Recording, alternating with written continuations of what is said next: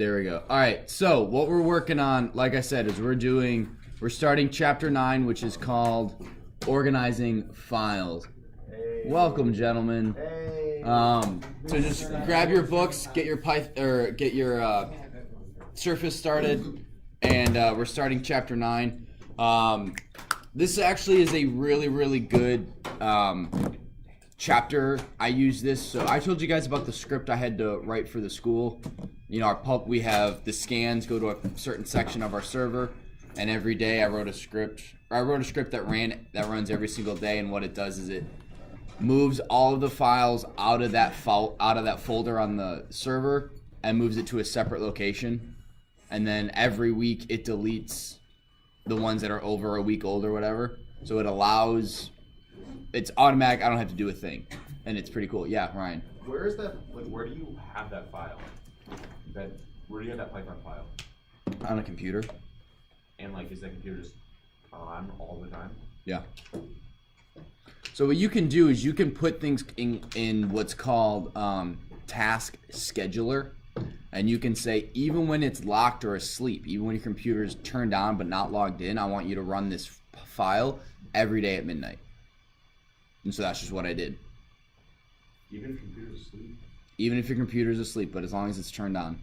Because what it does is I don't know, I can't remember exactly how it works, but it runs the file and does what it does. And does whatever the file says.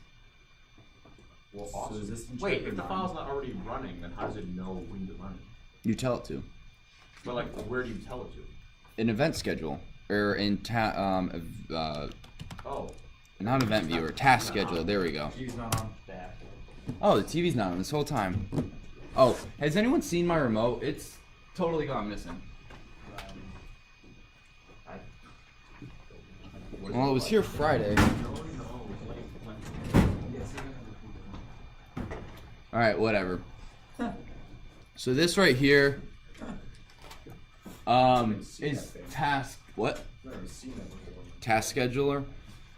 So what you can do is you can basically go create basic task, and I can go name Python file. This is I have caps lock on. This is a test of a Python file. Next. And I want this to run daily, recur every day, and I want this to happen at 12:06 a.m. starting tomorrow. I didn't see the other options, but can you make it like hourly or like different variables, or is it like? You can do daily, weekly, monthly, one time when the computer starts, when I log on, or when a specific event is logged. So you can go through your event log. Let me also show you the event viewer. Event viewer. This is. Could you also just make it run twice with that? Could you make it do 2 different tasks? Like run it at this time at 6 p.m. and then run it at 7 p.m. and then 8 p.m. 9 p.m. Hourly? I don't think so. I don't know. That's not one of the options you have here. But like, couldn't you make them do it separately? Like, yeah, you could just put some time up with tasks. Yeah, you can. Yeah. And then this is the event viewer. So this is when your computer crashes. This can give you information as to why it crashed. So it could be, your CPU got too hot or whatever, and you'll get an error that says, CPU overheating, blah, blah, blah, blah, blah. This is the error code before it crashed. So this is helpful. So this is what it means by when a certain event is logged. So when something very specific happens, you can have something run. So we're going to have this start tomorrow at 12:06 a.m. We're going to go next, and we can start a program. We can send an email, or we can display a message. We're going to start a program. Can I send an email? Have people feel like just send an email every single minute. And then all I did is I picked that file that I wrote. I don't think I have it. Is it on this computer? Regardless, we'll just go to. We'll just do quiz chapter 8. Middle school. Oh, that's for something else. Advanced programming. We'll do the collat sequence. Add arguments. Nope.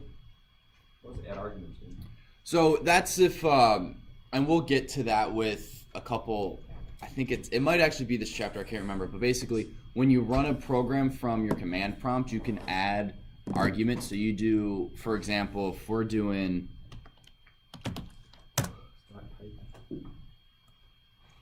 so let's say we write a program called map it, we can then type in 900 prints crossing road, and these are going to be our arguments that we add to the program. Gotcha. So it's like arguments in a variable or in a function. Yeah. Alright, we don't need that, and then we go next. And so this tells us that this is going to happen at 12:06 every day. It's going to run this program. Just gonna ask you for collapse code. Yeah, but that's what a task scheduler is, and you can look up all your tasks. Blah blah blah blah blah. And I don't have one on here because I did it on a different computer.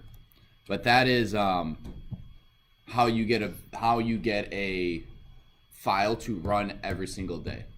You okay, Alex? Yeah. That's Alex's problem all the time. Anyway. No, that's too fast. Too furious. That last part was sad, bro. The what was? No. Alright, anyway. Do you guys have any questions? Yes, Ethan. What? Did we change the admin user information? Can you? Did school do that? No. You can't download that music because of it. No. It should be S3. Ethan Snowman / warrior curse uppercase C with exclamation point. 1, 2, 3, 4, 5, 6, 7, 8, 9, 10, 11, 12, 13, 14, 15. / warrior. Right, so that should be it. And the password is this. Yeah. And just, Oh. Restart your computer. I bet it works. I'll take a look at it after class. Right now I'm the programming teacher, not the IT guy. So no, that's not like a dig or anything. Whatever. Okay, so what we're working on today is copying folders and files and then deleting them. So what you guys want to do is take out your book and turn to page, just the beginning of chapter 9. I'm leaving these two up here because I want you to see, we're going to copy this file over here, this test file, and we're going to copy it to over here. Yeah, tough morning and need coffee. I don't know, I was just trying to go for a theme here. I mean, when you're here till 7 and you're back here at 7:30, it's kind of like. Yeah, I hear you. All right, so one thing we got to do is we import OS again, and we got to import shutil, which stands for shell utilities. Got it. Nice. You got the book up?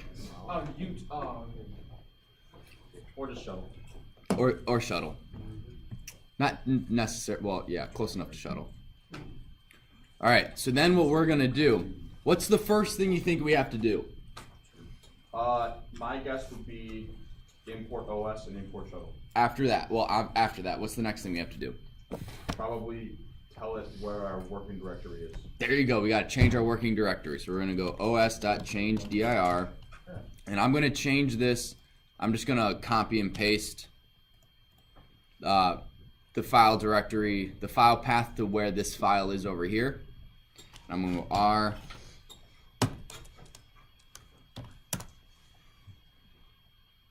So I want you guys to be following along and doing this too.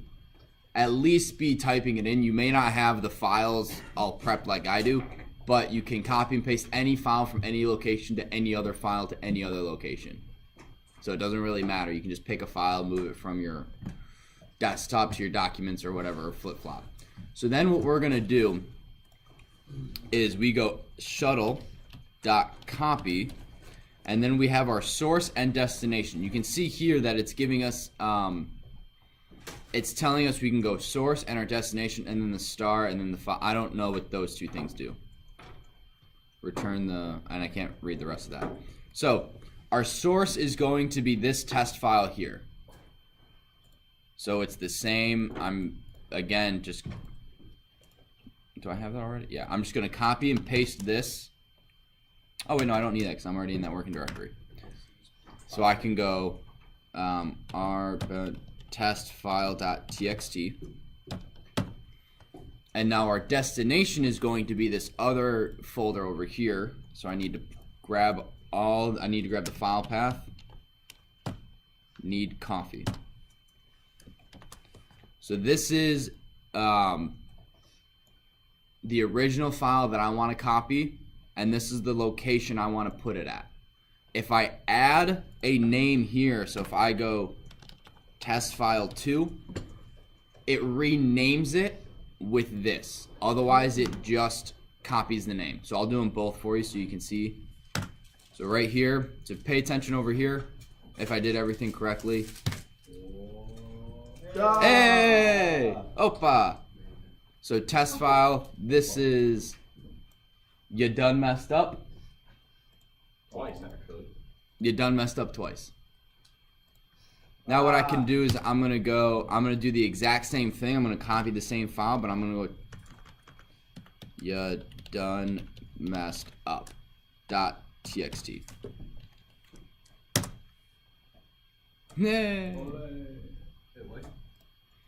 Just copies it? It copies it and adds a name to it. It changes the name. So in this line right here, I just told it the source folder. So it took test file name and copied test file. In this line, I added you done messed up .txt, so it renames that file as whatever is right here. Make sense?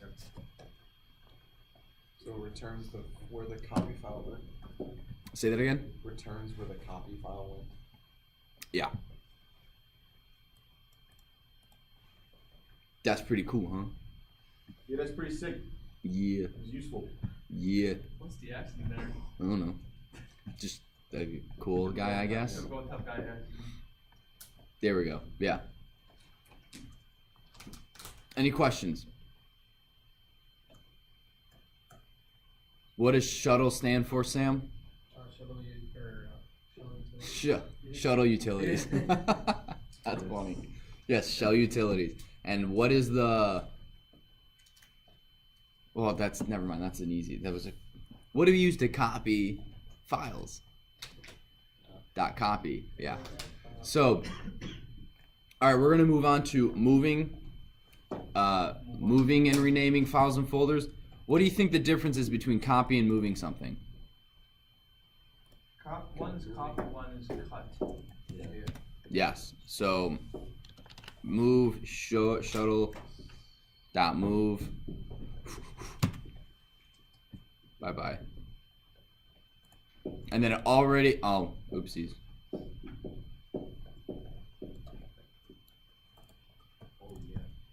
So you done messed up. Aaron. So I'm gonna move test file and it's gonna then be called Aaron. So now this folder's empty, it gets renamed to Aaron.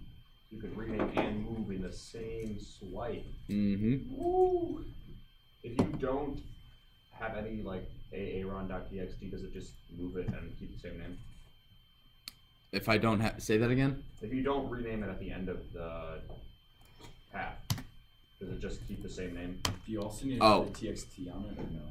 You do need the TXT, I believe. Like, What if you yes. change the format? What do you mean change the format? Like not TXT but like PDF or something? Well, you can't change it to a PDF because that's a different that's a binary file. And with Python, there's two types of files. You have binary and simple text. So like the script you write in Python is a simple text. It can be opened in Notepad. Anything that can be opened in Notepad and readable or readable and is legible, whatever word that is a binary or is not a binary file. It is a simple text file. Everything else is a binary file. Binary file is like Word, PowerPoint, PDFs, things like that are more complex. You can, with Python, I think, Ethan, you can import. What did you import the other day to read the Excel file? You can import modules that allow you to read binary files. PyXL. But yeah, so you can't change. If you did txt to .pdf, you'd either get an error or it just or if you know, I'll just show you instead of me trying to whatever explain it. All right, so this is to answer Ryan's question. So test file, delete that one just in case. You said if I don't add a Ron. Yeah, it's gonna move. It's gonna move the same name now. Yeah. Just Yeah. The same name. And then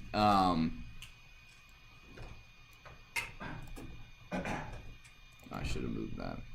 Delete. And then to answer Alex's question, we're going to go aaron.pdf. Well. Hey, look at that. What happens? Or he uses drawboard. Open. Crashes your entire computer. Well, it's not opening anything. It's not opening anything in my drawboard. How do you know? Wait, drawboard's open down there. Drawboard's open down there. I'm looking. I have another screen that I'm looking at. So that's a shipping label. I can actually get rid of that. That'd be That's something open. No, discard changes. Nope. Can you try again? I'll open this and go Aaron. Oh, it's not. It's probably corrupted. It's not. Yeah, it does not look like it likes this way. PDF thing.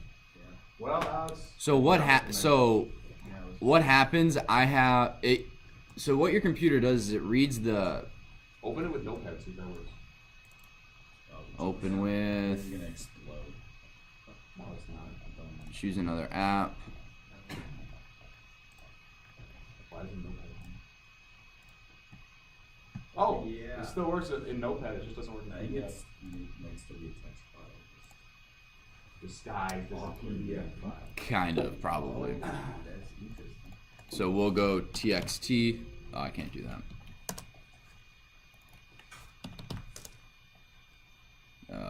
I don't have a test file over here anymore. So it just goes.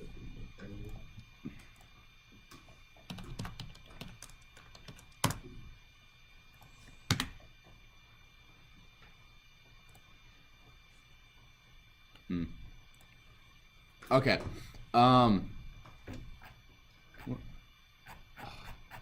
One thing I dislike about Drawboard is that it just put me in chapter 7.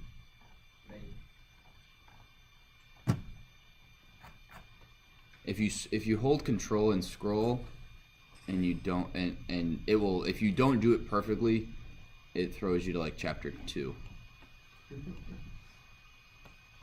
There we go. I think it's a user error. It's not a user error. Well, I do it. Yeah, what? I Anyway. know how to fix that. Just Alt F4 and fix it. Alt F4. Thank you, Ryan. Alex. Can we create a program that like moves your file as soon as somebody exits the folder? Like you move to another folder, and so the person moves to another folder, opens that folder, and moves back. It's just holding forever. They can never You open could, your file. because it said whenever something happens. When an event is logged, it's when you log on, when you turn the computer on, when a certain event is logged. So you would. Certainly, opening a folder is a certain event. Yeah.